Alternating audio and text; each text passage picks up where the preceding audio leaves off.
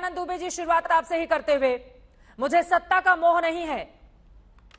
पुराने पत्ते, सूखे पत्ते झड़ जाएंगे, नए हरे पत्ते उगाएंगे, इस बात का दावा तो किया जा रहा है, लेकिन आपके जो पुराने पत्ते हैं उससे मोहभंग कहां हुआ है? उसी को तो बुला रहे हैं, आ जाइए मुंबई, करते हैं बातचीत। तो नजर तो टिकी हुई है उन लोगों पर। और ये जो प्लान 16 है, क्या आपको लग रहा है कि 16 विधायकों को अयोग्य करार दिया जाएगा? मौजूदा हालात जिस तरह के बने हुए हैं, आपका ये पत्ता काम करेगा क्या, आनंद दुबे जी? चित्रा जी नमस्कार। देखिए, आज चौथा दिन है, हमने बड़ा इंतजार किया।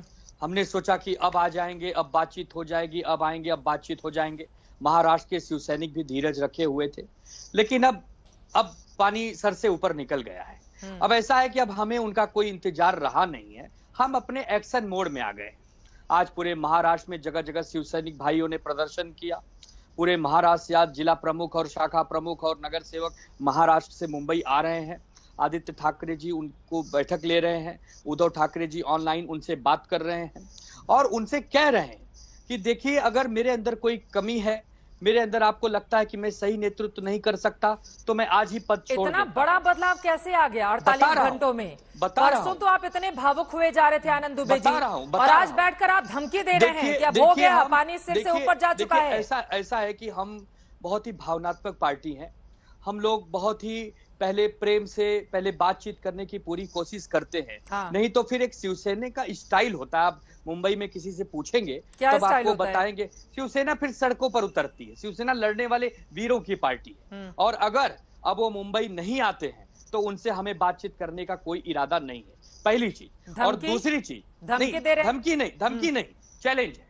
धमकी नहीं, चैलेंज है। अब आप मुंबई आइए, तब आपसे धमकी नहीं है तो क्या है? बता रहा हूं। आपका ये जो भावनात्मक गुबार है वो दिख रहा है टीवी स्क्रीन पर। जब बड़े बड़े होर्डिंग्स जो शिंदे सेना के लगे हुए हैं उस पर कालिख पोती जा रही है, अंडे फोड़े जा रहे हैं, देखिए पूरा देश देख रहा है, और आप कह रहे हैं धमकी नहीं है। जी, सब्र का बांध अब टूट रहा है। हमने बड़ी मिन्नतें की। हमने कहा कि यदि आपको मुख्यमंत्री बनना है आ जाइए, पार्टी में सर्वोच्च पद चाहिए आ जाइए, लेकिन हमारे पीठ पे छुरा भोंकने का काम मत करिए मेरे भाई। बार बार उन्हें अपील की गई, लेकिन वो मानने को तैयार नहीं। एक कोई महाशक्ति काम कर रही है, मैं सुन रहा हूँ एक दिन से एक नया नाम 24 घंटे से आया है, महाशक्ति। और उस महाशक्ति को मिलने के लिए दिल्ली गए हैं शिंदे जी, ऐसी भी सूचना टीवी। आपको समझ में नहीं आया क्या आनंद दुबे जी, कौन है महाशक्ति? नहीं, हमें तो समझ में आ गया है। तो बताइए ना फिर देश को।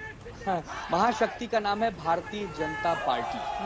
और ये एकनाथ शिंदे जी ने कल अपने बैठक में वीडियो जारी करके कहा है कि घबराने की कोई चिंता नहीं है। ठीक है, बहुत बड़ी महाशक्ति हमें मदद कर रही है। अमिताभ सिन्हा जी, मैं बीच में आपको लेकर आऊंगी, चूंकि संजय राउत की ओर से दो टूक कहा गया है कि बीजेपी ने जो आग लगाई है महाराष्ट्र में उसमें खुद ही वो जलकर भस्म हो जाएगी।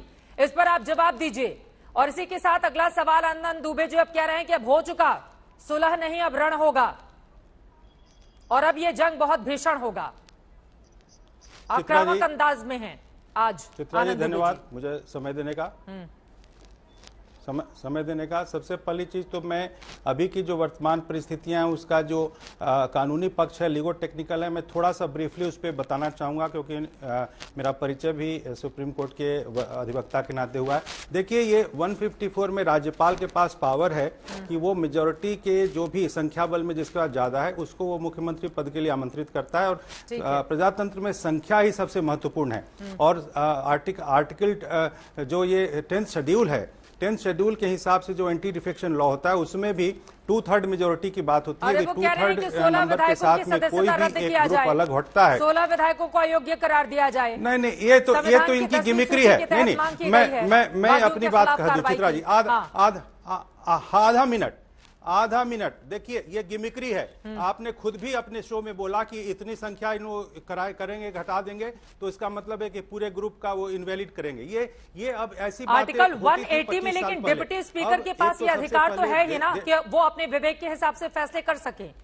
ये अधिकार तो बिल्कुल अधिकार है, लेकिन मैं आपको बताता हूं, लेकिन वो डिस्क्वालीफाई नहीं बता रहा हूं। टेक्निकल चित्रा जी थोड़ा सा धैर्य रखिए, मैं आपको आधे मिनट बताऊंगा। देखिए, डिस्क्वालिफिकेशन होता है बहुत स्पेसिफिक कारण से, यदि वहां पार्टी व्हिप का उल्लंघन हो, क्योंकि पॉलिटिकल पार्टी का कोई रोल, कोई कॉन्सेप्ट कॉन्स्टिट्यूशन में नहीं है, वो लेजिस्लेटिव पार्टी का है। लेजिस्लेटिव पार्टी जब तक हाउस कन्वीन नहीं होगी, लेजिस्लेटिव पार्टी का व्हिप यदि उल्लंघन नहीं होगा तो उनके खिलाफ की कार्रवाई नाजायज होगी।